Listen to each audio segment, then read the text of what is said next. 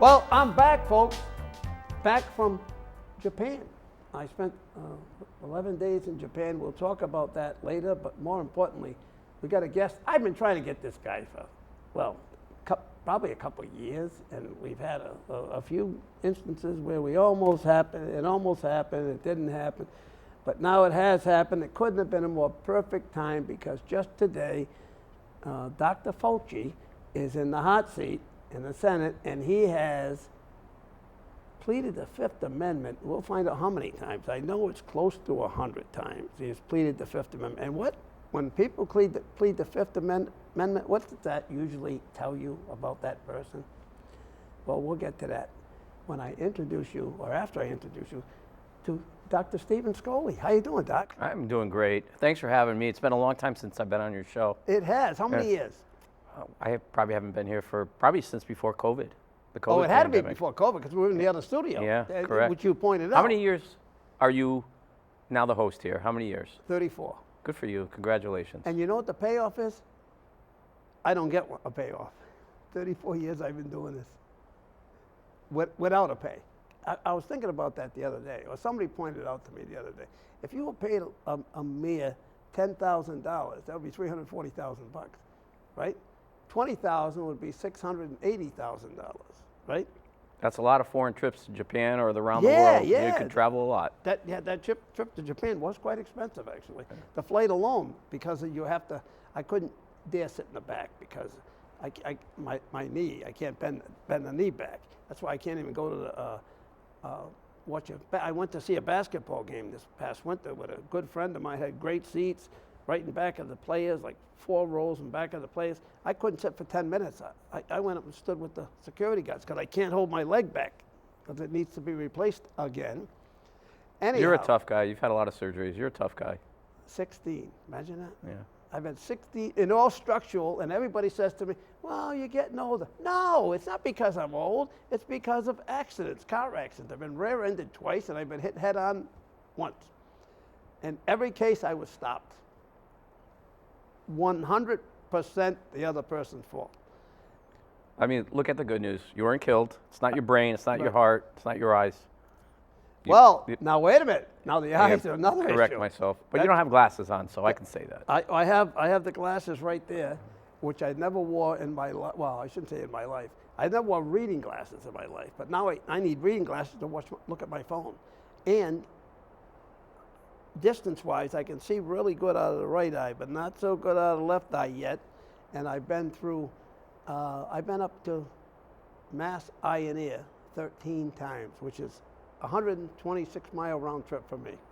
I've been there 13 times trying to fix the eye after going through the 3 doctors in Rhode Island, then going to Rhode Island Eye, then going to Boston Vision, and now I'm at Mass General, or Mass Eye and Ear, supposedly the best around, and they can't fix what was messed up by the doctor that took out the, did my cataract surgery. Mm-hmm. And I opted for he got me to go for these fancy lenses, and they totally messed up my eyes. Keep the faith. Count your blessings. We'll be okay. Yeah? All right. You got to think positive. Now, this thing's all coming back to you now with Fauci, right? Because, I mean, nobody got shafted more than you did. And for people that don't know, this man was the poster child for the pandemic. They really railroaded you. I mean, I don't want to certainly relive that. I can't believe it's already been 6 years. And today, obviously, Fauci, with the release of the Fauci Diaries, I mean, there's so much to talk about. You don't have enough time in your show for that. But I'll touch on a few things. Yeah. I mean, I initially was the surgeon that challenged the vaccine mandates. Not because. Why did you why did you Not challenge? because I was an anti-vaxxer. I've worked all around the world. I've worked for an arm of USAID.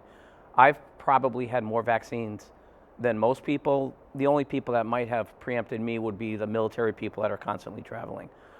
I've, again, had vaccines. I had COVID.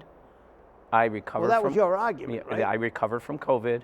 I had a history of Bell's palsy, secondary to Lyme disease. Right. And I wasn't wasn't going that don't know what Bell's palsy is, it doesn't yeah, so muscular, paralyze your muscles for your eye. I mean, and I had it a couple times as a younger adult and recovered completely.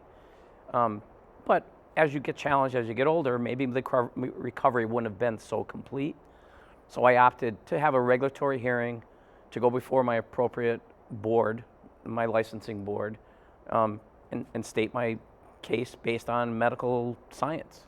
State your case for not taking the vaccine. For not taking the vaccine. I wasn't going to get a vaccine. But by the way, at that point, you had already had COVID? I had already had COVID.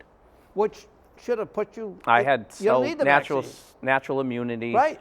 I was monitoring my antibody levels. I was even doing some special precept T-cell monitoring, which is pretty sophisticated, knowing that I was going to challenge the mandates that were coming down the road. And that's very specific for your T-cells, your helper cells that are part of the immune system. So not to get too deep into the immunology of it, but I wasn't going to get a vaccine that really wasn't a vaccine. That was a form of gene therapy that wasn't clinically tested appropriately like most vaccines. It was under Operation Warp Speed. It was eventually... It was too quick. It was too quick that they come up with that. And it wouldn't have protected me any further. And the health and safety of my patients and my staff was never in question because the vaccine wasn't effective. And I mean, that's one of the many reasons that I'm going to run for Congress, because the government and its authority should never treat its citizens like it did during the pandemic. Oh my God! It's Gestapo. Yeah. I was talking to somebody the other day. Their daughters were, in dance. They wouldn't allow them to dance unless they got the vaccination. No, I know. I mean, a pandemic doesn't preclude the U.S. Constitution. And like I said, I wasn't going to let government overreach, the tyranny, the pseudoscience of government ever interfere with the people I would represent, which is the people of Rhode Island. And I'm going to run in the 2nd Congressional You're running District. the 2nd now, who are you running against anyway? The incumbent right now is Seth Magaziner.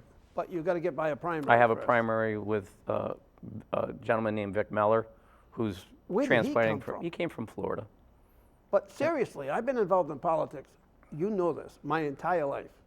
I never heard of the guy until I heard that he was running for Congress. Yeah, I mean, he's spending some money to get some name recognition. A lot of money. I've lived in this community for over 40 years. I've been a part of a multitude of agencies, anywhere from the Alliance for Long-Term Care. I chaired the Center for Freedom and Prosperity under Mike Stenhouse for a long time. I'm still on their board, but I stepped aside the chairmanship to assume, this congressional run. Now aren't you also on the board of Assumption College, right? I went to Assumption University. University. It's a university now, as an undergraduate, and I currently sit on their board. So I'm certainly in touch with the challenges of education, higher education, and what it means at this point in the history of our country. I went to medical school and dental school at Chicago? At the University of Connecticut. Oh, Connecticut. And then I trained and then worked at Cook County Hospital in Chicago. That's where Chicago comes in. I knew there was Chicago in that mix. Cook County Hospital was, if you remember the show ER. Yeah. Cook County Hospital was basically the show that ER portrayed. It's the first level 1 trauma center in the nation. And it was funny, like this year I was asked to A lot of guns there. A lot of guns. A lot of guns held by the wrong people. Right, exactly. So it's funny, this year I was asked to testify at our State House on behalf and support of the Second Amendment. Right. And one of the things I talked about was my history in Chicago.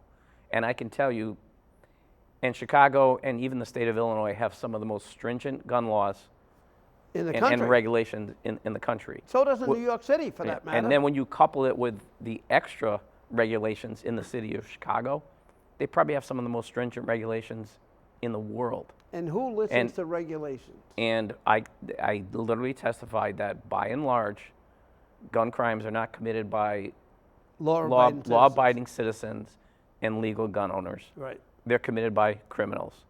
And once the Second Amendment is important in our country, and so is the rest of the Constitution. Once you take away the Second Amendment, you begin to lose the First Amendment. Right, right. And that's critical. And that's another thing that I would certainly stand by in my congressional run is you have to support the Constitution. All of the Constitution. It's important for the longevity and just the principles of our country. We just had a 250-year anniversary. Right. And I guess some people don't like the country, but most of us still do. And I was in Washington for that. That was actually pretty interesting. Yeah? Yeah. What'd you do? What'd you do in Washington? Well, I was there for an American's Future summit. And that was interesting in itself because that was a summit devoted to, I'll give you some of the topics. The success of the American economy, the judicial reform and the legal challenges that we have. There was a component on medical freedom. There was a component on alternate media. And there was a component on our energy. And there was a component on the way we treat and how we protect our families and our children. That was the most interesting, and I could certainly talk about the others. The children. I was enlightened that the trafficking of children It's amazing. Around the world is extraordinary. Yep. And the government and our military is investigating a lot of the trafficking that occurs here. And one of the statistics that I looked at was there is more human trafficking in America than anywhere on the planet right now. How is that even possible? Well, you've had this compromised illegal immigration. Oh yeah, they grabbed them because for a long, long time. Right. And they've brought their other cultures like into our culture, and quite honestly haven't assimilated like the immigrants in the past. None like of them have. In Rhode Island, if it was the immigrant community from Italy, Ireland, Greece, Spain, Portugal. Yes. But the immigrants now, and especially if you look at some subsets around the country, the Somalis in Minnesota. That community now in Maine, they're not assimilating. They're having their own little countries they got their little group, within our countries. And they take over the politics of the communities. That's how the woman got elected over there. Yeah. A couple of the people got elected. Well, politics is local. You've been involved in politics, certainly at the local level, for a long time. Yeah. So. And it's scary. And as you pointed out, first of all, do you realize what the number of people that are given visas in this country? How many visas are allowed collectively? All these nationalities. They call this a melting pot, and they always say, "Oh, it's a melting pot. We want to let these people in." They melt. First of all, as you point out, they don't melt. They don't become part of the country. They stay with themselves, unlike the Italians and the Portuguese and the Greeks and all that stuff.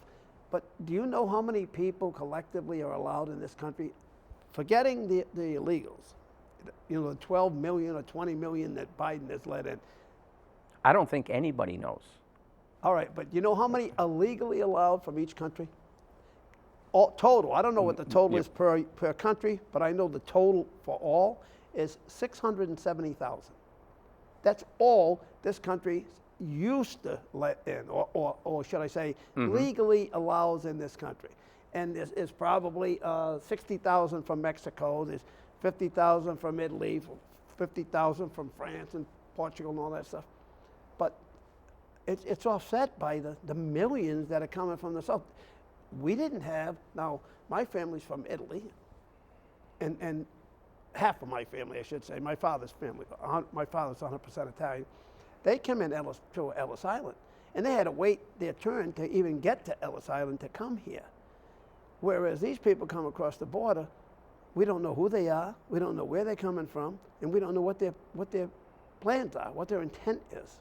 And when the people come from Ellis Island, they didn't get welfare, they didn't get a check, they didn't get a Visa card with $1,600 on it, and housing. They didn't get any of that stuff. They ground it out and they made their way. These people all got stuff. Now all of a sudden, wait a minute, there's no more $1,600, there's no more housing. Now what do they do? So they, whatever they do, they steal, they do whatever, The visa question is interesting. In immigration, I'm all for appropriate immigration. I'm all for immigration. And I would actually have an accelerated amnesty program that I would kind of oversee if I given the opportunity. What president granted the most amnesty in the history of our country right now? What president created the most? Clinton. No, it was actually Ronald Reagan. Because you're right. he You're right. knew I'm he sorry. knew it was I answered important. too quickly. He Yes. knew it was important for the agriculture industry Right, in right. California. In California. That was probably providing 40% of the food in the country. Right. But that was appropriate, legal. In my attempt to have a regulatory hearing with the Department of Health, I had an interesting aside. And you know, I've tried to go through a multitude of courts, including my regulatory body, the state superior and Supreme Court. I went to federal court, and I went to the U.S. Appellate Court, the First Circuit Court of Appeals in Boston. I've never uttered a word. I've never had discovery. My only recourse. You never got a shot to testify? I've never in testified any of those courts? in any of those courts. At all the costs At that all. you encountered, incurred Nope. during these? When I went to court to get temporary injunctive relief or restraining order against the state of Rhode Island, they dropped the mandate the next day, and I went back to work. But the interesting aside in my research of it's apparent, and this is educated speculation, that one of the health directors, the interim health directors that was overseeing the Department of Health, could have been here on an expired educational visa. He himself? No, it's not a he, it was a she. All right. All right, so when our research, they had a couple social security numbers, and it looks like they could have been, again, this is speculation, I would have loved to have a hearing. Some of the hearings that I had, getting back to that, it looks like she had an expired educational visa, at least potentially from many, many years ago. Moving on from that, when I went to the one hearing I had at the Department of Labor and Training to get unemployment benefits for my staff. Right. I mean, I never got unemployment benefits. Now, by the way, your staff is how many? About 10 to 12 people at any particular time. I remember the hearing officer saying, if you're that hard up for work, Oh, are you serious? why don't you go to Walmart? I hear they're hiring.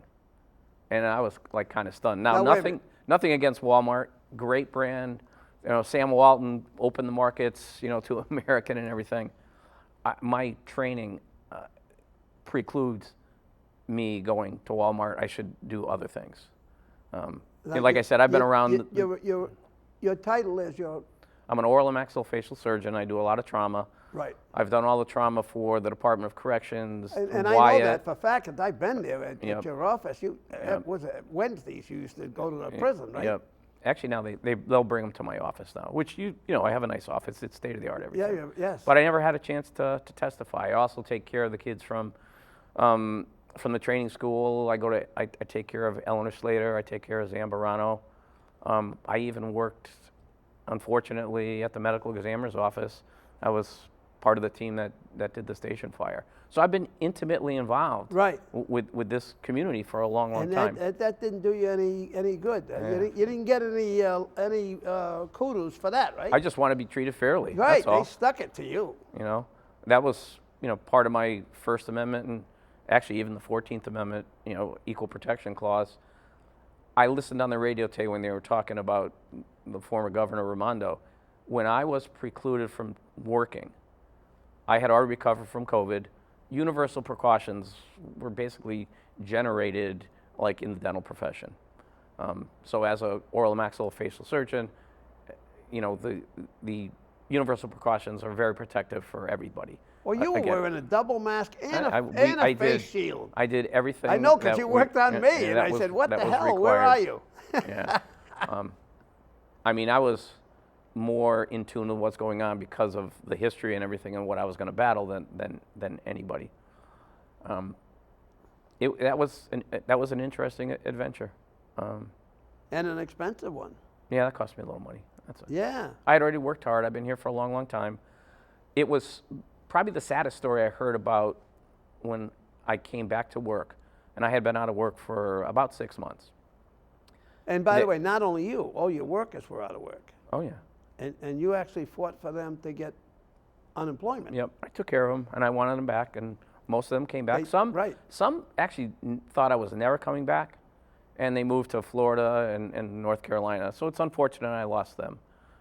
But the reality of life, they had to get on with their life, and I Sure. understand that. One of the saddest things is they brought a patient back in from Zambarano immediately on my return. They brought him in a stretcher. The poor gentleman, he had no arms and no legs and just a little stump. And I had taken teeth out on him before. That's one of the things that I do. And because of the government's overreach and just their sticking with that ideology, and we can talk about that as well, but nobody saw this guy for almost 7 months. And he had just a simple toothache, but it was killing him. He had a toothache for 7 months? He had a toothache for 7 And months. he had no arms and no legs? Yeah, I mean, there wasn't a lot of people seeing him. Again, I have a very unique office. I have a large elevator. We accommodate hospital patients. Absolutely. Gurneys, wheelchairs, the whole 9 yards. I took a couple teeth out on him. He was smiling. He was so happy. And this is somebody I basically had to carry him to the table. My staff was almost crying. It was so unfortunate that the state of Rhode Island, the Department of Health, they needed to revisit their Hippocratic Oath. Right. And they should have revisited it many times. First of all, do no harm. Unfortunately, Gina Raimondo, she kind of kept doubling down on the non-science. She even had COVID-positive healthcare workers going back to work in the nursing homes and hospitals because there was a shortage of healthcare workers. Right. She had COVID-positive healthcare workers in those facilities, but wouldn't let me, COVID negative, to work Right. with universal precautions just because I didn't have a vaccine. A vaccine that was meritless, and it's kind of been vindicated now. So I moved on to higher courts to try to get a hearing. The heavy lifting. But they didn't listen to you, right? Oh no, they won't. They won't at this point.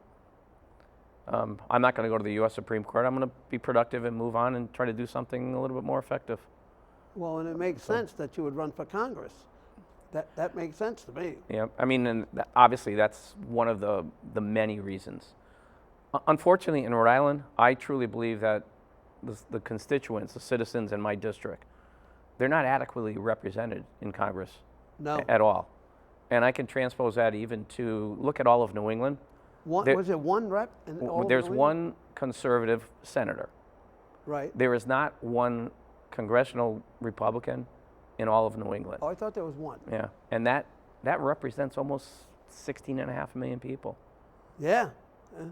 That's a lot of underrepresentation in Washington. That's why I kind of felt when I was in Washington. I went for that summit, and then I stayed for the anniversary, the celebration, the 250-year celebration. And what'd you think of that? I enjoyed it. First of all, Washington was crisp and clean. Yes, there was a lot of military. There were organizations from 46 states that were part of the protective mechanism, but there were not the homeless tents, the encampments that I've seen over the years, especially through COVID. Right. I mean, when I was down there, during COVID, it was depressing. I mean, there were encampments on the wall. There were encampments in front of the Lincoln Memorial. There were encampments in front of the Washington Monument. I mean, that was sad. So the morning after one of my presentations, I meandered down to the mall, and I walked in. It was early in the morning, and one of the National Guard guy comes over. He's like, I was taking a run. I had a T-shirt on, a hat, and sneakers, and shorts. He goes, what are you doing here? I said, I want to see the Rhode Island kiosk. I'm here on a trip. He goes, yeah, but it's not open yet. Where are your credentials? And I literally had a hotel key and my phone. Oh, no. And he's like, he goes, give me a couple minutes. I had the hat that said Skoli for Congress. So he looked, he's like, okay. He goes, come on with us. So I went into the kiosk. And I ended up staying there during the day. I actually had a correspondence with Tara Granahan, and I talked a little bit from the kiosk. And it was very interesting. Oh, that was cool that he let you in there. Yeah. There were 6 or 7 states that thought it appropriate to boycott America's Including 250, Rhode Island, right? Including Rhode Island. Which is sad. I find that very sad. I don't care who the president is. This is 250th year. Yeah. That bothered me. That they all of New England boycotted, right, with the exception of New Hampshire. Right. And you would think so. New Hampshire, live free or die. Right. The other states that boycotted were Washington and Oregon, which you would expect. California was there. California had a big exhibit. Pennsylvania and North Carolina were some other objectors. I understood that in North Carolina, one of the NASCAR racers, after he knew that North Carolina was going to boycott, sent up his whole team to man the kiosk or the North Carolina. I was tempted to go pavilion. down there. If I wasn't going to Japan, I was going to go down to D.C. and represent Rhode Island. I'm serious. I would have gone with you. Well, I was already there. Yeah, you were there. And then Pennsylvania allegedly was not going Well, that's to. because of the And Fetterman stepped up to the plate and got Right. some sponsors. Now, obviously, I stayed there all day. But the governor is, what's his name there? Shapiro? Shapiro. Mm-hmm. I can see him not wanting to. Yeah, this was, if you took this and you got partisan politics and you disrespected our country's anniversary, and as I walk around Washington, think about the disrespect for all the servicemen and the military personnel, especially those that gave the ultimate sacrifice over the history of our country. Yep. How disrespectful. It put politics aside. You could celebrate the birth of the greatest nation on earth. And when I was in Washington, there was a lot of the World Cup soccer and FIFA. There were a lot of people from all around the world. Right. The consensus in the media is the rest of the world thinks that the media is giving them a bad impression of America. They love America. That experience was even in Providence and in Boston. And I can tell you, as the economy of America grows and our GDP does the appropriate thing, when America does well and capitalism does well, The world does the rest of the world does well. And we have to keep that in mind. We really do. And again, having just traveled to Japan, I mean, they love us over there. And we bombed them, and they still love us. Well, they've certainly recovered. Yeah, they sure have. You know, that was not classified as a long war back then, but that was certainly World War II. But didn't one the Somali rep? Is she a rep or a senator from Somalia? The one in Minnesota. No, Ilan Omar. Yeah. Yeah, She called it World War 11. It's on YouTube. World War 11.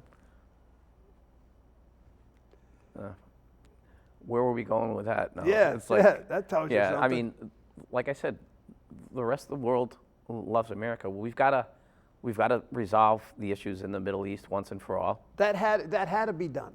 That had to be done. We had to stop them. Can you imagine if they had a nuclear weapon? They would annihilate us tomorrow. Right. Yeah. I mean, Allah said so. Allah, you know, the leader Allah, the teachings of the Prophet Muhammad. Right. Basically, they say destruction and destroy Western civilization and Christianity, which includes us. Right. And this has been going on for like a long, long time, you know, wherever they say now, 47, 48 years. And Iran 100 years ago, when it was Persia, was a beautiful country. Right, exactly. When this jihad destruction of the radical Muslims has taken place over there, and even now infiltrated with, you know, cells here, it's something we need to be aware of. At the federal level, our sovereignty and the protection of our Constitution and our republic is extremely important. And if you look at what's happened in France and in England with the infusion of these groups that have gone in that country and have not assimilated but become... Oh, London is a completely different city today Yep. than it was 20 or 30 years ago. Yep. And it was, you know, unfettered, you know, inappropriate immigration has certainly been, you know, been part of it. And France is the same way. In fact, France is being overrun in their government with people from other countries that are being elected into their government. They're losing their country because of it. The only country that didn't do it was Hungary, by the way. Remember when the Syrians left their country, and you know, they went into Italy and they went into Greece and Spain and Portugal. Yeah, some of these countries have remained untouched, like Czechoslovakia, Hungary. They're Hungary put barbed wire around the damn border, and they wouldn't let anybody in. I mean, that's the extremist, of course, Yeah. but because of it, that they're the most. I was told this. I've been to Hungary a couple times. They're they call themselves the purest society in the world. You know, they don't have much interaction with other countries, and certainly not other races. They just don't agree Well, with we're not pure right now. We have so much fighting, and a lot of it is based on politics, which is unfortunate. I've been listening to people, and what resonates is a lot of the big ticket items that America has to solve. We'll get back to the Middle East in a bit, but a lot of the big ticket items are our national debt. Our national debt is $40 trillion.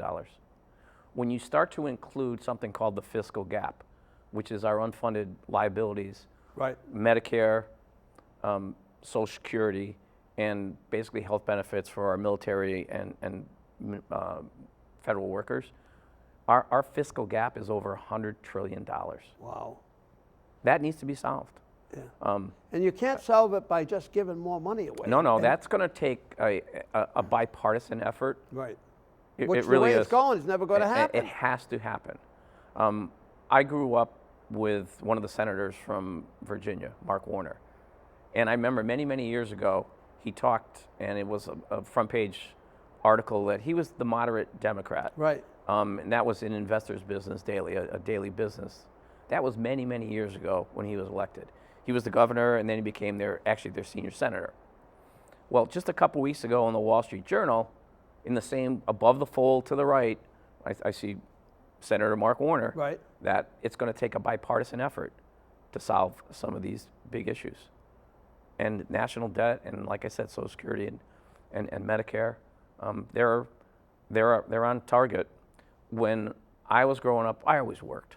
I worked hard. Yes. That's why I was in a position to kind of appropriately challenge the vaccine mandates. I worked. I don't need this job to go to Congress. I Right. want it. And I feel now that I'm not running for Congress. We are. Right. My constituents, the people that are around me, the people in my community, the people that I interact with, they're ready for a change. And I'm willing to do that. Well, we got to have a change. Like you said, there's no. They're all Democrats, and I grew up as a Democrat. I lived in a household of Democrats, but I become an independent.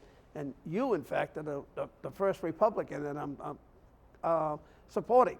Well, I embrace that, and thank you. But the Democratic Party was, the Kennedy Democrats were, Exactly. were different Exactly. than, my father was a laborer. We never had a lot of money. He worked hard. He belonged to a union. At the end of his life, he was a Reagan supporter and the Republican Party. Right. It's funny, we think my mother kind of stayed with, the Democratic Party just, because of Kennedy. But I remember, my first job when I was like 14 or 15 years old, I literally I have in my records a Social Security statement from really, really early on. And obviously I didn't make a lot of money, but it literally said in the statement, that's when they used to mail them, your Social Security benefits will be guaranteed, and I'm making up the number, to the year 2095. Right. And then while they were every 5 or 10 years, I'd ask for a statement. They'd send me a statement. Then the Social Security benefits are guaranteed to 2070, and then 2058, and then 2050, and then 2040, and then a few years back, 2032. they stopped sending them. You had to Right. request them online. Right. So now it says 2032, but also with another disqualifier or disclaimer, and the benefits might be reduced Right. by up to 20%. Can you imagine if When that all happens, these people? Oh when my God. when you have worked all your life Yep. and put into that system, and they compromise your Social Security benefits, that needs to be addressed. Especially when all these illegals were getting, not all of them, but a lot of them were getting Social Security benefits, which made no sense to me. I had a person looking for an apartment one time. I have an apartment house, and they were on Social Security, and come to find they were illegal on Social Security. How do you get on Social Security? First of all, you didn't pay into it. How do you get Social Security when you didn't pay into it? And that's what's happened with so many of these people that they brought in, and Yeah. sadly, Biden brought them in. It's been proven, it's been said that Biden wanted to load it up with people that are going to vote Democrat. That was the purpose of That was bringing the all plan. these. That was the plan. Yeah, so accelerated amnesty. I actually many years ago, and they're still around. I was part of a group that helped the Guatemalan family get citizenship. Right. Very difficult and very expensive under the current system. Absolutely. They have to go to, Boston. The hearing gets canceled. They postpone it for 12 months, 14 months, and it costs the family 10 grand. That's inappropriate. Yep. That needs to be resolved. But still, we don't want. Let's look at the Save America Act. Americans, Rhode Islanders, especially those in my district, they don't want illegals voting in our election system. And that's the other thing. The dumbest. That's inappropriate. I was going to say dumbest thing, but it wasn't a dumb thing. It was done on purpose, giving illegals licenses. And the licenses are no different than your license or my license. If you're going to do that, you should have put a big star on it or some kind of different color or something to let people know that they're not legal citizens. I've been following this for a long time with the licenses. If you can't tell the difference, and that's by design. Absolutely. It's a legal document. You go vote. I think the Attorney General's office, the Secretary of State's office, and the Department of Motor Vehicles, they really need to get together that. When I listen to Bud Craddock from the Department of Motor Vehicles, it's unfortunate in Rhode Island. That department right now is probably the best run department in the whole state. And 40 or 50 years ago, you would never say that about the DMV. No, God, no. That department, I think, is on top of it. I think Department of Administration. Like I said, whenever I listen to him, it makes perfect sense. The gentleman now at the Secretary of State, he's taken a lot of heat. Greg Amore always seemed like a nice gentleman. I'm not attacking him personally, but that message about voting and the census, you can't say that there's no voter fraud in Rhode Island when you've just indicted and arrested people for voter fraud. Right. It just doesn't connect with me. Dead people. And everybody's got those little stories. Now, is there enough voter fraud? I don't know. Well, let me tell you nobody something. knows. You know what's enough? You know what's enough? I ran for state representative first time out. First time I ever ran, right out of college. My degree's in political science. Right out of college, I decided to run against my state representative. They throw another candidate in there to push me over because my last name's Venturini, so it's alphabetic. First it goes the endorsed candidate in a Democratic primary, then alphabetic order.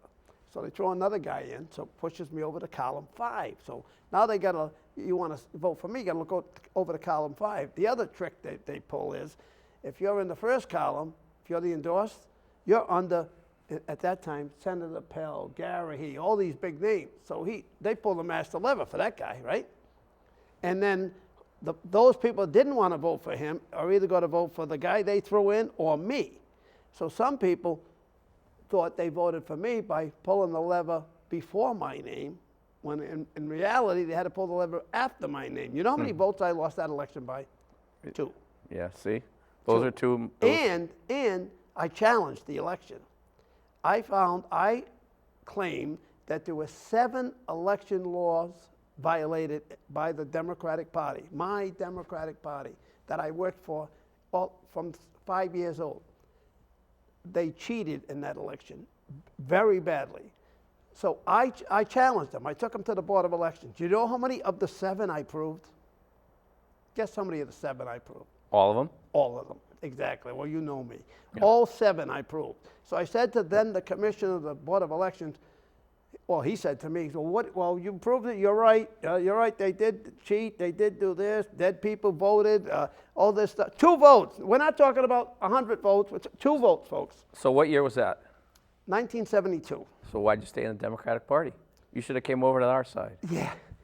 Well, so if there wasn't voter fraud, if there wasn't voter integrity issues, the media wouldn't be talking about these issues all the time. Like I said, it looks like the DMV under Bud Craddock has it as much together as they can, but they're under the rules of the Secretary of State's office, the Department of Administration, the governor's office. Well, that's the big job. The Secretary of State's office, in my opinion, is one of the most powerful jobs in the state because they control everything. They could fix this. The Secretary of State's office could eliminate voter fraud. When a person dies, there's 62 people work in the Secretary of State's office. Did you know that? I do not. 62 people. What the hell do they need 62 people for? They should put 2 of them or even one of them, looking at the obituaries every day. And when they see somebody dies, they go scratch them, take them off the voter list. They don't. They keep them there for years. And by the way, But even that's not enough, because to render your obituary in the paper now is very expensive, and a lot of people don't do it. right, nowadays, yeah. All right. Yeah, and You're the making other- my case. And the other thing is, do you know now that when you get a license, you're registered to vote automatically? Yeah, see, that's the issue that needs to be resolved. Right. Oh, so listen. So now, I didn't run after I got beat. I mean, I was totally annihilated by that election, that the screwing in plain English I took. So I didn't run in 1994. But 1996, I said, you know something? 1976, I'm sorry.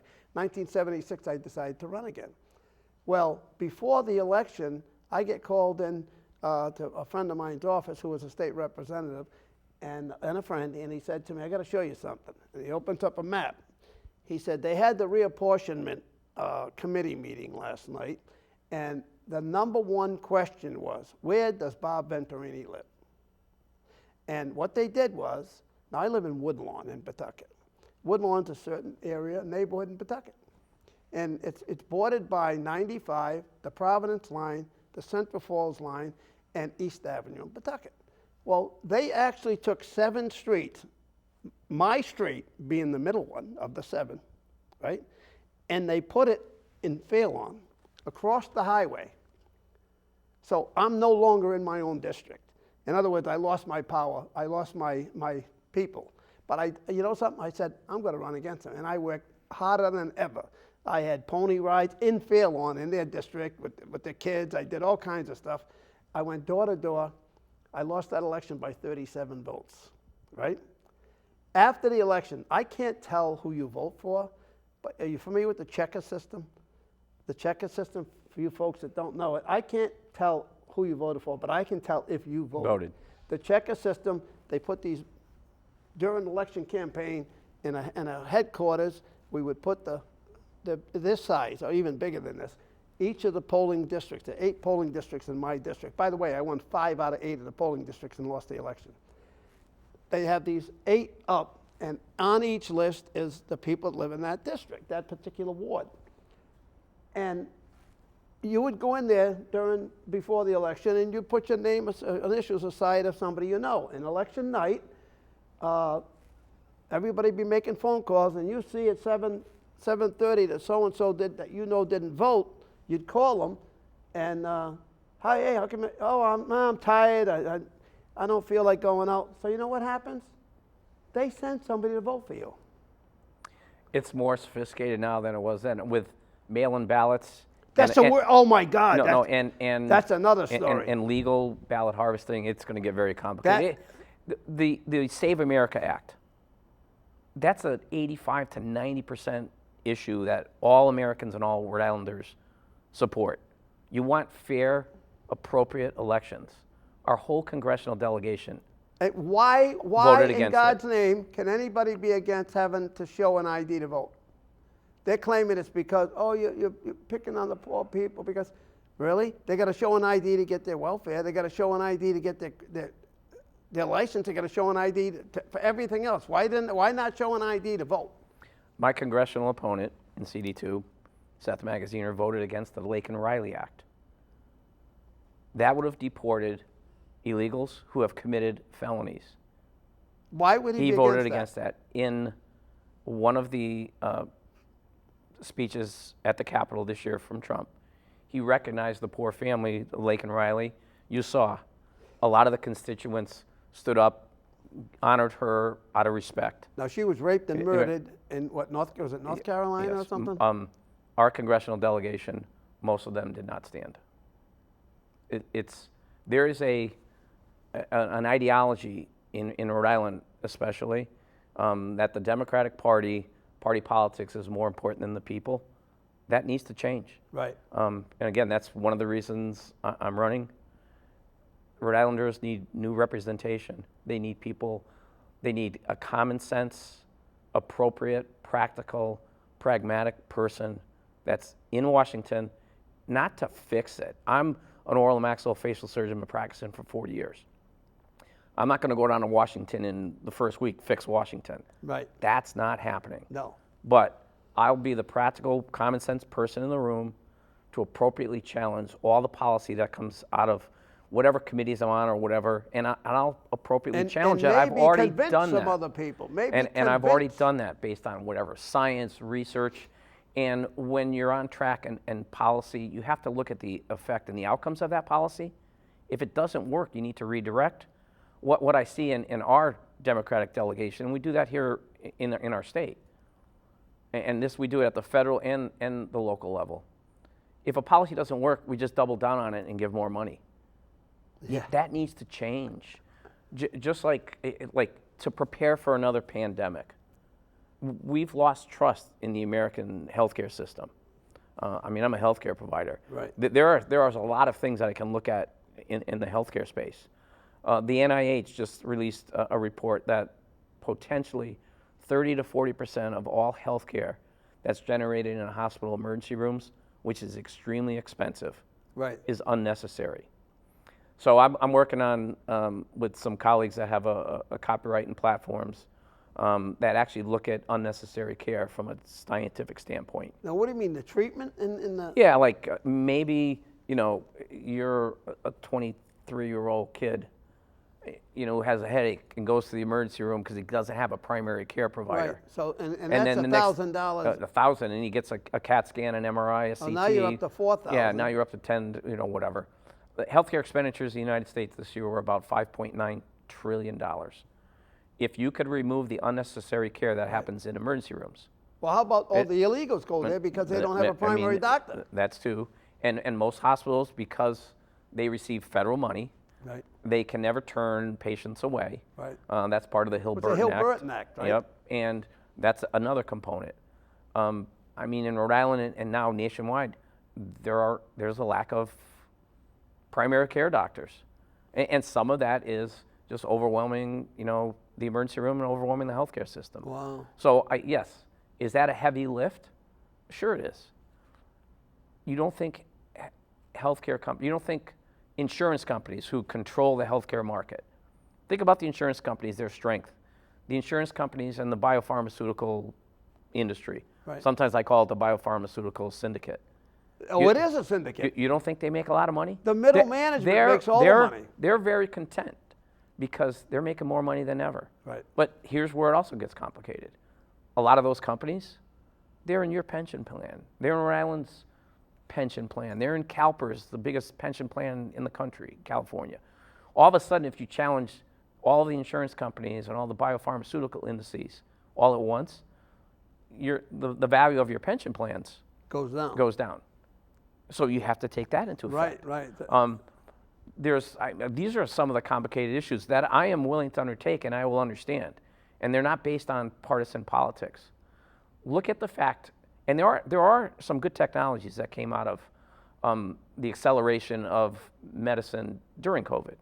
With some of the CRISPR technologies, if we look at the good things, they're going to generate some innovations at a rapid pace that are going to actually lead to Americans living longer. I truly believe that, and that's what some of the science is showing in an appropriate fashion. Well, now if Americans live longer, guess what? The healthcare, You've challenged Social Security even more. Right. So these are not simple partisan issues. Right. These require a lot of thought. They require a lot of common sense, a lot of research, and practicality. And at some point, it's going to probably cost you some compromise. You can't have everything. And Americans, the quality of life right now, everybody says, this is awful what the government is doing, and this. But in another respect, the quality of life in America today is better than ever in the history of the world. Yeah, and better than any country. Yes. Yes. It really is. And they talk about like socialized medicine. I've been to Finland to have socialized medicine, and it's a social government. And I bought a jacket there. It was $69, but to walk out the door it was $100. It was 22% sales tax. Sales tax was 22%. Imagine people would be going crazy if they had to pay 22% sales tax on something. No, I mean, think about, and I love Rhode Island. That's another reason I'm running. I don't need this job. Right. Exactly. At the turn of the century, especially now in the summer, we've had a great summer. Leave today's rain out of it. At the turn of the century, the wealthiest people on the planet came to southern New England. They came to Rhode Island. They came to Newport. Right. They came to Narragansett, Jamestown. It's a beautiful place. If we manage it well, we should manage it well. We should treat our Social Security recipients and our elderly a little bit better. We should do that with the form of some of the tax breaks that we kind of lost. And that's another reason to bring a Republican to Congress to represent Rhode Island. We have a Republican administration. Right. We have a Republican Congress. FEMA just rejected the funds here for, I saw that. you know, the snow cleanup. Imagine if you had a Republican who had a little bit more contact with those in power. Right. That helps. That helps Rhode Island that citizens. would help big. Are you kidding? Yes. They'd go out of their way to help you. Yes. Exactly. And that would be, and like I said, the challenges, you know, Rhode Island's a deep Democrat, you know, blue state that needs conservative, appropriate, common sense representation. And it kind of sounds like you're moving that way. So when you want to get, when you want me to send you a change of party. I'm an I. I'm an I. I'm not a D, and I'm not an I. And 54% of Rhode Islanders Are unaffiliated. independents. Yeah, that's interesting. Right. That's right. So, Because we've had it with the Democrats, and the Republicans haven't got their act straight. And they finally put up a good candidate, and then they got a guy running against you that isn't even from Rhode Island. yeah, again, I'm not attacking his personal. Yeah, but we're going to get all. into that a little bit, because we've got a couple minutes. I want to get into that a little bit. I never heard of the guy. Where'd he come from? He's from Florida. He's had a bunch of businesses down there. He's looking at this seat as it was attainable, a stepping stone to something else. I'm going to let the people of Rhode Island make the decision. I've lived here. I raised my family here. I've been intimately involved with the community, you know, for a long, long time. Now, you have two kids, right? A son and a daughter. Yep. I know your daughter went to Stanford, and she was friendly with, what's his name, the quarterback? Actually, yeah, no, we still see the family. She Andrew Andrew Luck, yeah. She lived with Andrew's wife, Nicole. So they're back in California. It's funny. At times I've like, why don't you look at some of the real estate here in Rhode Island and everything. And Allie tells me he will never come back to New England because he hates the New England Patriots so much. Really? Yeah.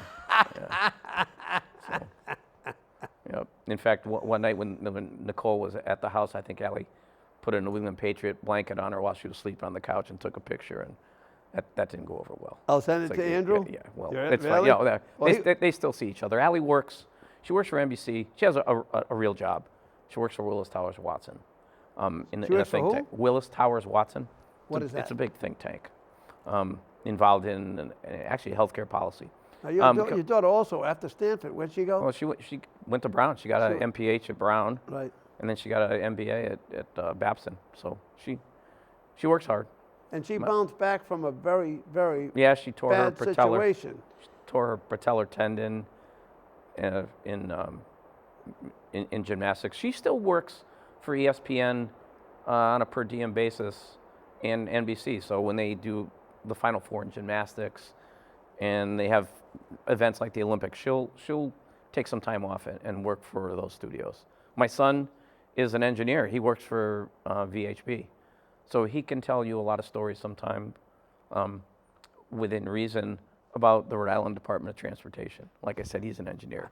He doesn't do bridge reconstruction or anything, but he's a partner there. So they do the daily update on issues surrounding Rhode Island's DOT.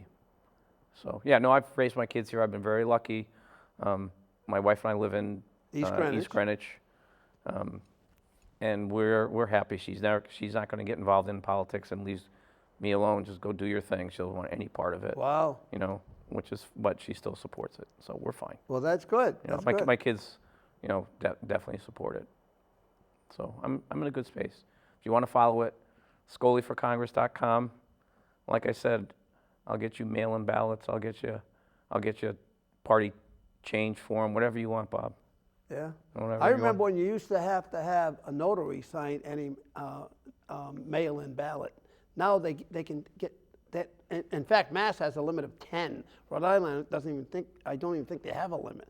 They get stacks of them, so they can write them out, do whatever they want. That's why you see there was an election in Cranston a few years ago where the incumbent lost until the mail-in ballots and shut-in ballots come in. Guess what percentage of them he got?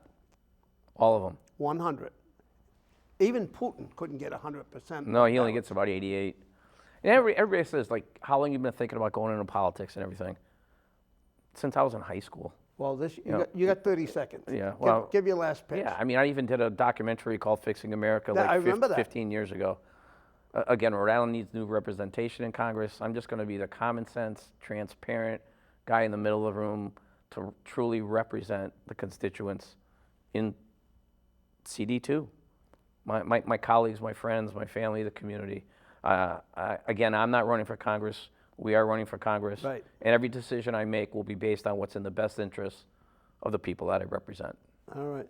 Well, thank you, Dr. Skoli, for stopping by. It was my Dr. pleasure. STEVEN Skoli, running for Congress in the 2nd District in Rhode Island. You are the endorsed Republican. I am the endorsed Republican candidate. A primary September 9th, general election in November. Which is on a Wednesday, which is weird. Well, because of the Labor Day is on a Monday this year. By the way, I'm going to leave you with this note. It should have been done 100 years ago, and I'll get into it another time why it's happened. Election should be on a Saturday, not a Tuesday. It should be on a Saturday. It's easier for anybody to vote. You won't need all these mail-in ballots. Everybody can vote on a Saturday. Most people have the day off on a Saturday, not a Tuesday. That was purposely done by the Democrats. Of course it was. Every mechanism, every manipulation is to someone's benefit. There you go. And folks, thank you for spending an hour with Bob and Dr. STEVEN Skoli. Don't forget, September 9th. You got to vote. It's important. And if you don't vote, don't complain. I don't want to hear it. Thank you. Until next time. See ya.